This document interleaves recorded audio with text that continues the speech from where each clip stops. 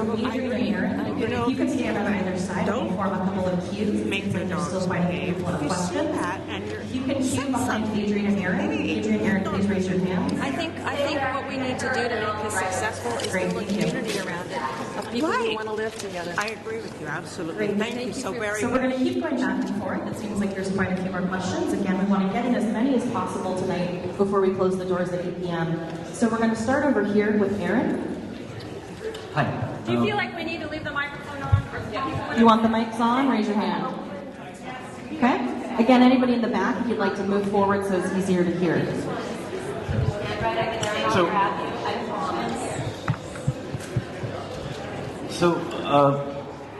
It seems like all the problems you've been talking about with dogs and the GGNRA have existed since the beginning of the GGNRA, and it seems to be doing pretty darn well so far. What is the impetus? Why does it need to change now after it's apparently been successful for this long without causing this kind of strife?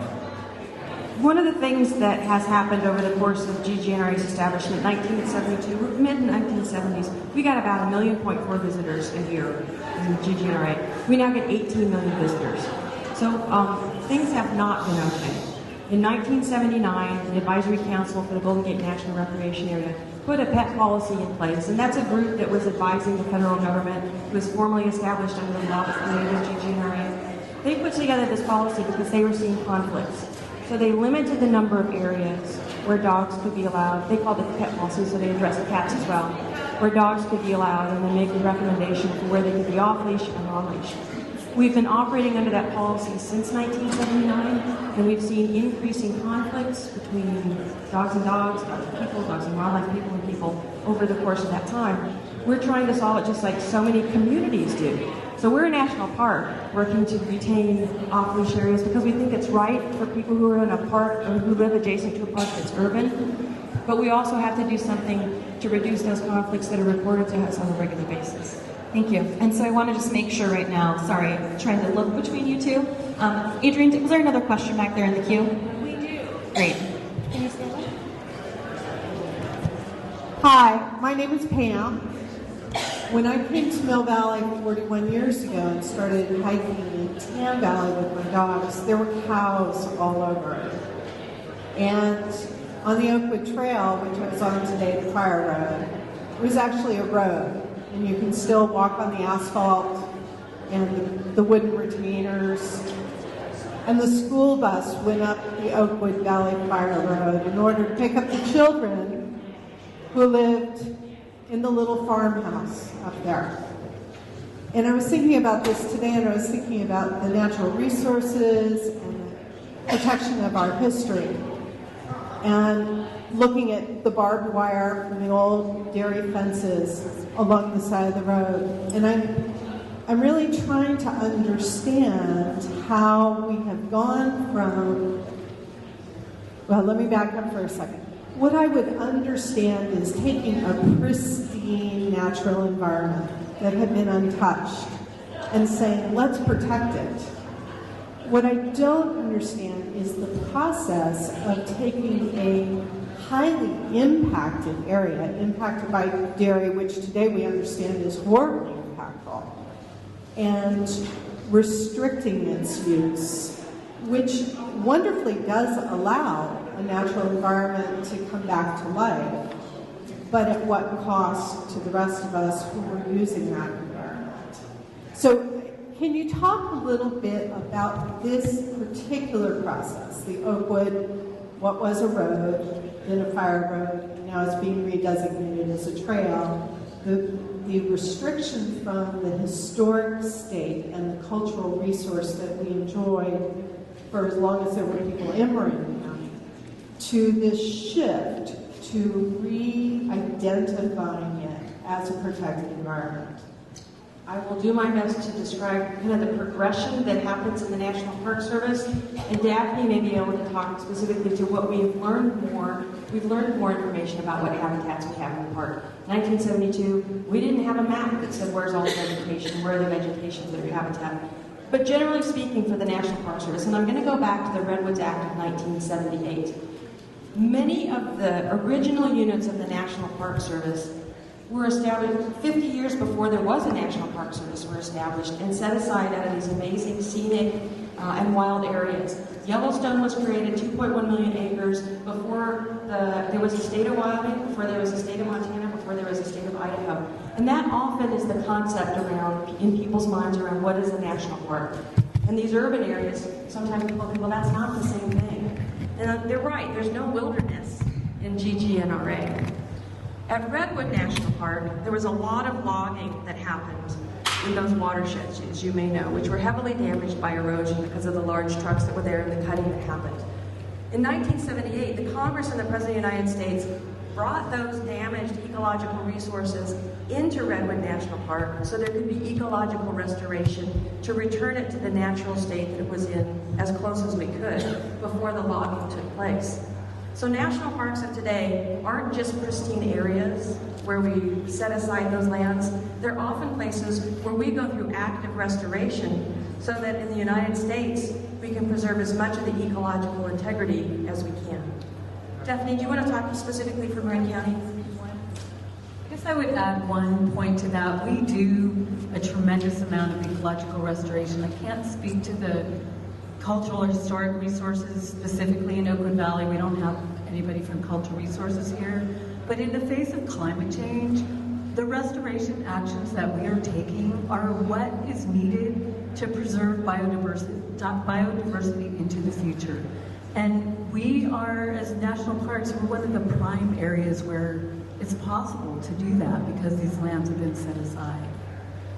Thank you. And we thank you for your patience as Adrian and Aaron work to make sure that we get as many questions in as possible. So if we can keep questions to a minute, we'll keep our responses brief as well. This way. Hi, my name is Karine, and I have dogs, and I'm a dog walker as well.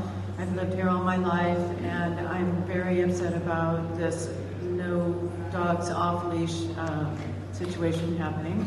I pick up poop. I don't know, maybe it's poop that people don't like, but I always pick up poop, even if it's not mine. I make sure that there's nothing. I always anyway. What I want to say is that dogs are better when they're off leash because on leash there's aggression, and if you take away all these off leash areas, can you possibly open a big area where dogs can actually fetch and play, where it's designated just for dogs, that's big enough that we can also enjoy it, even if we have to drive all the way there. I know that I saw that there was like $2.9 million set aside for this reinforcement of this new proposed thing, but you know, maybe that could be, some of it can go to that. That would be nice. Thanks. So we have, as kind of the whole GGNRA, tried to identify those areas that are most likely to be successful for off-leash dog walking. And they're the areas that are probably most popular. And they're in San Francisco County, Fort Funston and at Crissy Field. And what we've done is we've really, you know, I'm allowed only on rare circumstances to allow impacts to park lands or to GGNRA lands. In this case, we know that allowing dogs off leash at both of those areas will create impacts to these resources.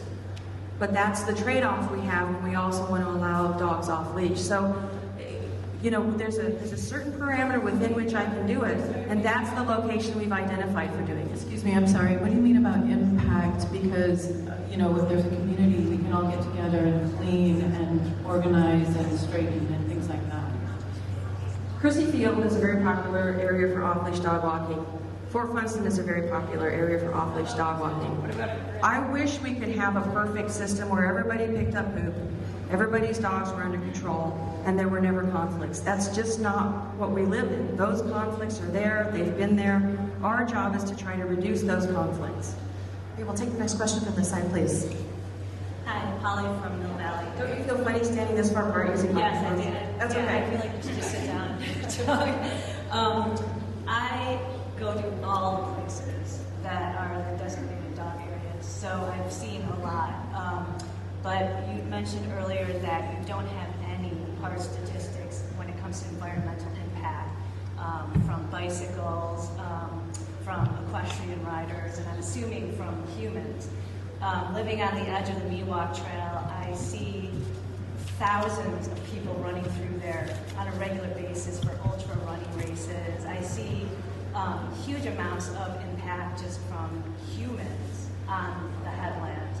And so it seems like, not to disparage all these other groups, because I think, as you said earlier, we can all do better to preserve the land better.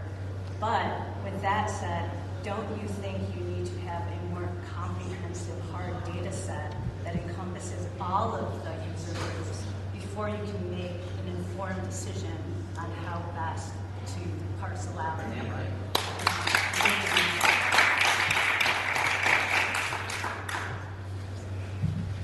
So I'm an environmental biologist, and I would love to have data. I'd love to have social science. I'd like to have science on all of the 37 species that are rare, threatened, or endangered, but we don't have the money to do that. That is not a vocation. We can't, we have to make sure that trails are maintained, that toilets are clean, that trash is taken out, and we have a certain amount of budget. Now, what we've done instead is we've used peer-reviewed scientific studies that talk about what are the impacts from domestic dogs on wildlife? What are the impacts of domestic dogs on vegetation? What are the impacts of domestic dogs on soil? And so what we do is we use that science that's been conducted, has been peer-reviewed, and has been published, and we use that as a proxy to say we have habitats here that the U.S. Fish and Wildlife Service has identified for threatened and endangered species. We have a responsibility to make sure we protect those habitats for the recovery of the species. And Mike, do you want to talk a little bit about kind of the extent to which the studies apply to the proposed rule as well as the environmental analysis? Do you want more information? I know we're creeping up on time. Keep it brief so we can get as many questions in. I see human feces out in the Miwok. I see litter. I see bikes eroding the trails. I see all sorts of impact from all the different groups. So I don't. It seems like you have a lot of statistics on the dogs, but they're taking the brunt of this for all the other groups that are also weak. And you don't have evidence. We are definitely, right now, we are planning around dogs. We already have trail plans for equestrian. We already have trail plans for bikes. It doesn't mean there aren't people who don't comply with those rules as well. We try our best to identify those people and hold them responsible for those actions. But as you know, we can't have a ranger on every trail all the time. We do what we can to try to minimize them. I can talk to you some more if you want afterwards, because there are some specific issues around dogs and wildlife and natural areas that don't apply to horses. Great, so we'll have that follow-up happen as well. Next question right here, I please. grew up in Marin. I live in San Francisco and also Stinson Beach. Dog owner, she just cannot survive on a leash. She needs to run. So this is really disappointing. I'm new to this